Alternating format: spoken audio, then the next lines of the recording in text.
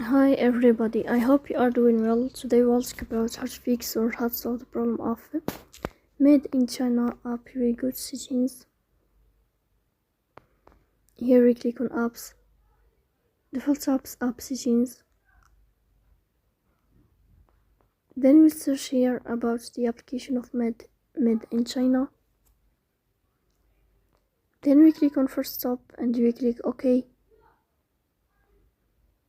Here you will enter to the window of storage. Then here we click on clear cache. Then you will turn on your airplane mode.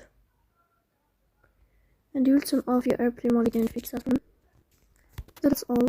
Don't forget to support us by like and subscribe. See you next time and thank you for your watching and your attention.